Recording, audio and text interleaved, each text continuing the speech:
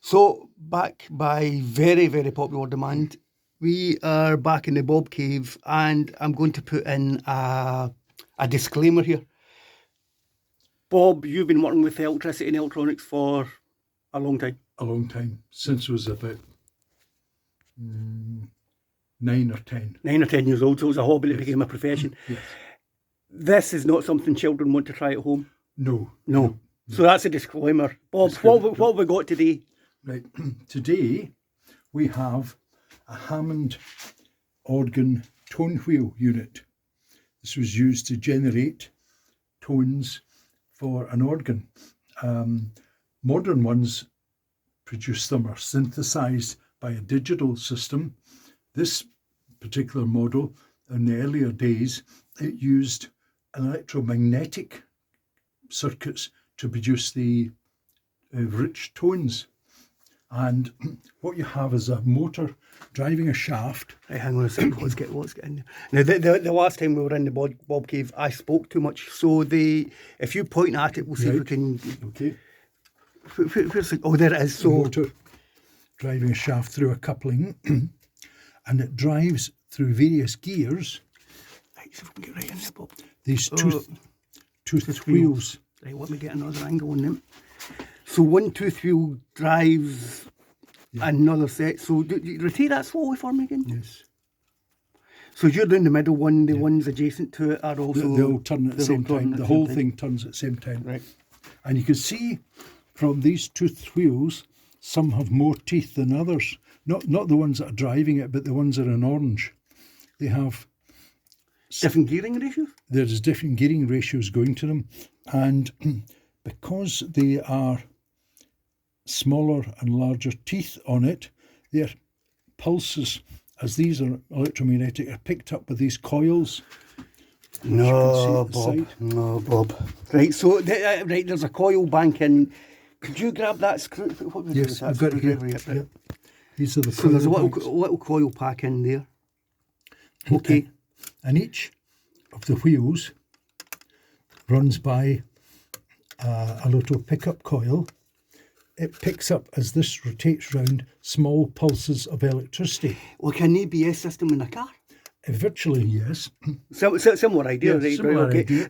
Now, remember, we are dealing with a layman any time I'm in the Bobcave, so if I can understand it, the wider YouTube world should be able to get their head around it. They actually mix them. It's not like one wheel produces one tone. One wheel plus another wheel are mixed together to produce a tone. So there's some interesting mathematics just behind the design of the unit. If I have this little special spanner and I slacken off this. Now, are these potentiometers? No. These are soft magnetic. These are, and they move the coil pack in and out. In and out. You can see it moving closer or further away. So it's more or less a pickup. Right, again, that got it now. Right. Have you got? Can you see that? Yep, I can see that. And so that'll affect how strong the magnetic field is. Yes, and the fact that they're mixed together, it gives a certain tone. So you'd have somebody setting it all up. So in the factory, some poor sod had to go through all these things, look at an oscilloscope or something, and get them all tuned to make sure it's measure the exact tones from the outputs. To help clean the tones and produce them, this circuit here, which we've removed temporarily till you see it. Now that physical sat on top of this? This sat on top here. This is all hand-built stuff, Bobby? Yes. Yeah. And these coils, and these are coils and capacitors. So it's like a little filter network of some circuits, little filter networks. Yeah. And they would tune out to just get the frequency they wanted, not the other spurious ones. So they would tune. They're actually also, you'll notice, not at right angles to them. And apparently, again, this was to reduce electromagnetic interference. Effective electromagnetic interference between them. So that together with these wheels produces all of that tones. Now, there's something else which is much more clever which I'll show you. I need to get a screwdriver for this. You'll notice on the top of this part with the circuits, filter circuits on it, there are two almost like you'd think stickers or something. Insulation? These are actually funnels for oil. No way! You buy a special Hammond oil. You can't use 3-in-1 oil, but you can buy a special Hammond oil that you pour into there. And if I remove this, it goes into this trough here. Oh, that's remarkable.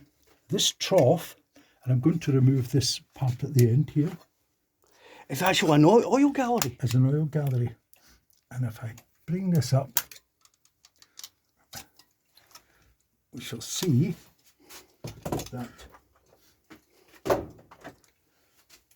this would be full of oil, and produce it a bit. So is that a wick? This is a wick below it, made of cotton, and below this cotton wick, oh my goodness, you can see these little threads fibres. here. Yep.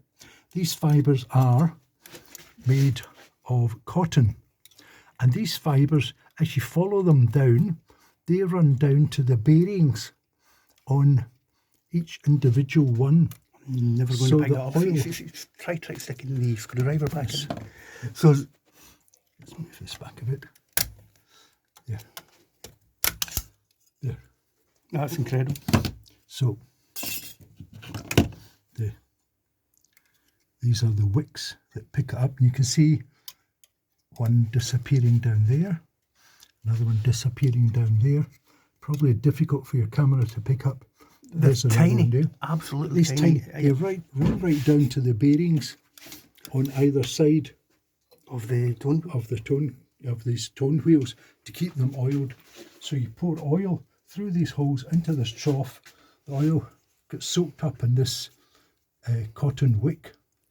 The cotton wick feeds these pieces of cotton thread. The cotton thread passes the oil down into the bearings. Quite a miracle of engineering to be produced. The thing for me though, that's so analogue. Yes. Again, from a layman's perspective, if you tried to explain to me what was going on in a MOSFET transistor or something, I'd be scratching my chin a little bit. But when you physically see the individual threads running to the bearings, you think, well, you know, it's almost like a car engine. By the end of the 60s, coming into the 70s, Hammond stopped producing this type of tone wheel, and they just were using synthesized. So they add IC chips to do a similar job. Yes. Any idea how old the thing is? This, not exactly, but I would think mid to late 60s. Right. And does the electric motor still work? The electric motor works very well. We can run up the motor. Make sure we're not trapping any of this stuff on here. And we shall. Now again, electronics is a fascinating thing. There's a big market in it. If there's any younger people looking at this and maybe thinking about doing it as a career, oh, hang on a second, we'll grab something. The modern world, laptops, mobile phones, there's a massive market in it. However, be careful, and Bob has been doing this stuff since he was 9 years old. You definitely want to keep your fingers very clear of the moving parts. It's a thing of beauty, isn't it? Thing of beauty. So this would then run with some kind of multi-core cable to the instrument itself, where you push and pull the little paddles. This line here is a huge multi-core cable soldered all onto these wires to a large plug and socket arrangement, and it then go to be mixed and amplified with the keys. So either labour was cheap back in the 60s, or that's just an expensive thing to manufacture. These were very expensive to manufacture. Because it's all handmade. Yes. And the other clever thing about this, having all this tone generation together, the idea was to make it quite like a pipe organ. So on a pipe organ, you've stops you pull out That's right. to produce different tones. Here they had a thing called drawbars, and as you pulled a drawbar out, it looked a bit like a stop, and it would produce more or less of the richness and harmonics, and it would give you that lovely sound that people liked. The two resounding memories I've got of Hammond organs from back in the day, I remember we did a job at George Square with an Irish band, and the generator wasn't running at the right output, and that knocked a Hammond organ out of tune, which I thought was quite funny. And my second resounding memory of the thing was trying to move them about was a nightmare just because of the physical weight and the whole thing. The other things with the organs in this motor, this is slightly different motor, but the earliest ones had what's called a synchronous motor, and it would have a start motor and a run motor. And people who had these organs would know that you pressed the start and you held a green button down, and this other motor started the synchronous motor in a particular direction, because it could go either way, and you don't want it to run in the opposite direction, which would screw up all the tones. So you pressed the start and held this green button till it got up to speed, and then you took your finger off it and the green light would be on and it would now be running correctly. Some people would call it, when it didn't go right, it was a bad start on the organ because it hadn't started correctly. In this section here, we have this other quite amazing unit. If I rotate this round. Now you're trying to build an anti-gravity machine. You've been working on it for years, and you're trying to source parts from various different bits and bobs. This unit is driven from the same. So there's a belt. I can see there's a yep. So there's a little notch on that. Yes, and it drives this here. And inside this unit, you can see it's Carbon electromagnetic. It's like ferrous strips. And a core to hold it still to make it turn, and it's geared round. And this, through these wires here, would send pulses down to there. Now, apparently this unit is more to do with driving the Leslie unit. Okay, doke. So there'd be an umbilical cord between the Hammond organ and the Leslie. Some of them are built in. More of that later. I have a Leslie unit to show you working. You've got a working oil cabinet. Okay. Of a Leslie unit. In part two. In part two. Oh, all righty. I think apart from looking at all this beautiful hand-soldered wiring, all that's left to say is goodbye, YouTube. Thank you, YouTube, and hope you enjoy this small video of a Hammond thing. The riveting update. Right. Bye from the Bobcave. Right, bye-bye.